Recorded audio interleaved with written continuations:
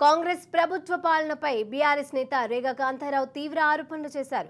భద్రాద్రి కొత్తగూడెం జిల్లా పినపాకలో కార్యకర్తల సమావేశంలో రేగా కాంతారావు పాల్గొన్నారు. అలవి కాని హామీలతో అధికారం చేపట్టిన కాంగ్రెస్ ప్రభుత్వం అమలు చేస్తున్నవన్నీ కూడా బోగస్ హామీలేనని ఆరోపించారు.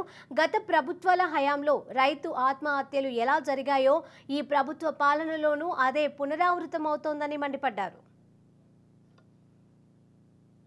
హామీలు ఇచ్చి హామీలకు కూడా డేట్లు ఇచ్చి సమయాన్ని కూడా నిర్దేశించి చేతగాక చెతికిలబడి ఈ రాష్ట్రాన్ని అధోగతి పాలు చేసి ప్రజల్ని అవమానపరిచి అన్ని కూడా ఈరోజు మరి హామీల్ని నిలబెట్టుకోలేక సుమన్నటువంటి పరిస్థితి మనందరం చూసినాం, కల్లారా చూసినాం.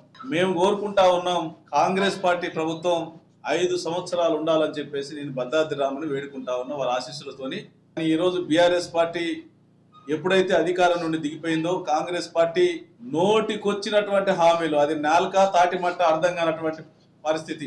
2 పంటలకి రైతు బంధు ఇచ్చేటువంటి సన్యాసికి 3వ పంటకు కూడా ఇచ్చేటువంటి సోయి లేదా అని చెప్పేసి మాట్లాడేది ఇదే ముఖ్యమంత్రి గౌరవ రేవంత్ రెడ్డి గారు.